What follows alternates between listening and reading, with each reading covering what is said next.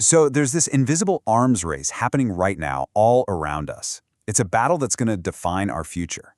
On one side, you've got these almost mythical machines, quantum computers, and on the other, well, that's every secret we have. We're talking about the digital locks that protect literally everything, from your bank account to top-secret government files. And hey, don't just take my word for it. Let's start with a really stark warning. This comes straight from the U.S. National Security Administration. They're basically saying, look, this isn't science fiction anymore. A powerful enough quantum computer isn't just some neat upgrade. It's a weapon that could literally shatter the foundations of all modern encryption. All right, you might be thinking, okay, but these quantum supercomputers are still years away, right? So what's the big rush? Well, that's the scary part. The threat isn't something that's coming in the future. It's already here. There's a digital time bomb ticking right now, as we speak. And it all comes down to this idea called store now, decrypt later. It's actually pretty simple. Imagine spies or hackers are like digital pirates. Right now, they're stealing these massive encrypted treasure chests of data that they can't open. But they don't care. They're just hoarding them, stockpiling them away, betting that in, say, 10 or 20 years, they'll finally have the quantum key to unlock absolutely everything. So what's in these treasure chests they're stealing? Oh, just the crown jewels of our entire digital world. We're talking top-secret government intelligence, corporate trade secrets, cutting-edge pharmaceutical research, all of our financial data, and yeah, your personal information too. Basically, any secret that's still going to be valuable years from now is a target. Today's secrets are tomorrow's open books. Okay, so what is this almost magical power we keep talking about? What makes these quantum machines so different from, say, the phone or the laptop you're using to watch this right now? Let's get into it. So, let's break it down. Your computer, my computer, they all run on what we call bits. Think of a bit like a standard light switch. It's either on or it's off, a 1 or a 0. Simple. But a quantum bit, or a qubit, is totally different. It's more like a dimmer switch. It's not just on or off, it can be on and off, and everything in between, all at the same time. Now, this mind-bending both-at-once thing has a name. It's called superposition. And this is the key. It's not that we're just uncertain about whether the qubit is a 1 or a 0. No, it is genuinely a mix of both. And because of that, a quantum computer can explore a huge number of possibilities all at once, in parallel, instead of having to check them one by one by one like a normal computer. But wait, it gets even weirder. There's this other property called entanglement. This is where you can link 2 or more qubits together so their fates are completely intertwined. I mean, no matter how far apart they are, if you measure one, you instantly know the state of the other. It's like they're communicating faster than light, and this lets the computer work on all of its qubits as one single powerful coordinated system. And this is where the power just goes off the charts. It's all about how this scales. It's exponential.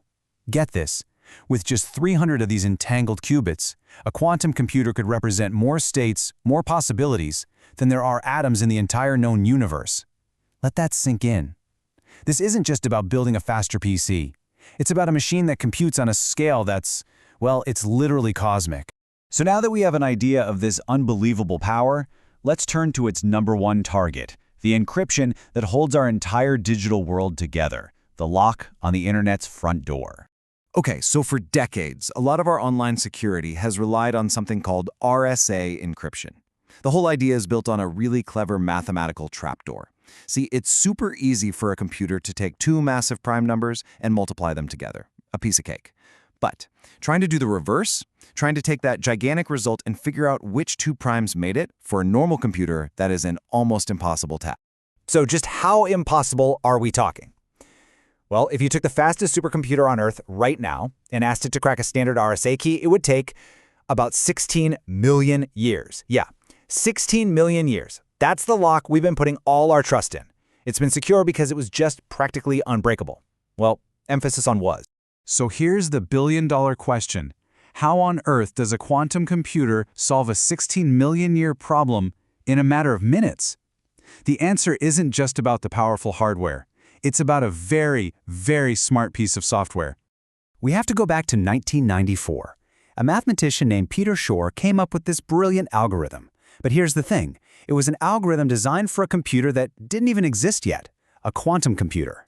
And its one job was to do the one thing that was supposed to be impossible, find those secret prime factors.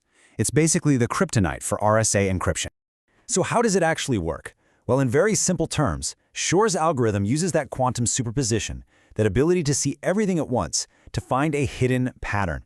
Imagine a huge, chaotic mess of numbers.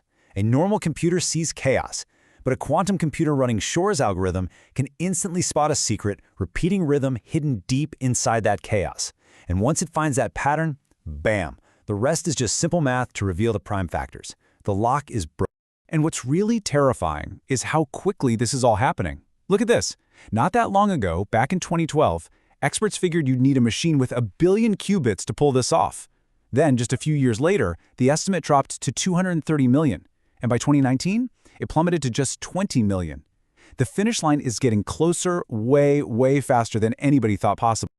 Okay, so that's the threat. It's big, it's real, and it's coming. So now for the good news. The race is on to build a quantum-proof future. This is where the code makers start to fight back. You see, for the last 40-plus years, our entire approach to encryption was based on one idea: make a problem that's really, really hard for the normal computers we have. Well, that thinking is officially out the window. The new mission is totally different. We have to find a new kind of math, a problem that's hard for all computers, even the quantum ones. So, meet the leading contender for our quantum-proof future, lattice-based cryptography. I know, it sounds complicated, but the idea is pretty cool. We're throwing out prime numbers. This is all about geometry. The challenge is basically like being dropped into a bizarre, thousand-dimensional crystal structure, a lattice, and being asked to find the single closest point to you. It's a navigational nightmare. And here's the genius of it. The public key is like giving everyone a really bad, distorted map of this complex lattice. Using that map to find your way around is nearly impossible. But the private key, that's the secret, perfectly drawn map. For the person who has it, navigating the lattice is easy. But for an attacker, and this is the crucial part, even a quantum attacker, it just looks like an impossibly complex maze. It seems to be a fundamentally hard problem that quantum computers just aren't good at solving. And that brings us right back to where we started. On one hand, you have this quantum revolution that's poised to break our digital world wide open. And on the other, you've got this army of brilliant people racing to build a brand new one. Remember, that stolen data is already being stockpiled. The clock is absolutely ticking. So the real question isn't if this is all going to happen. The question is, will we be ready in time?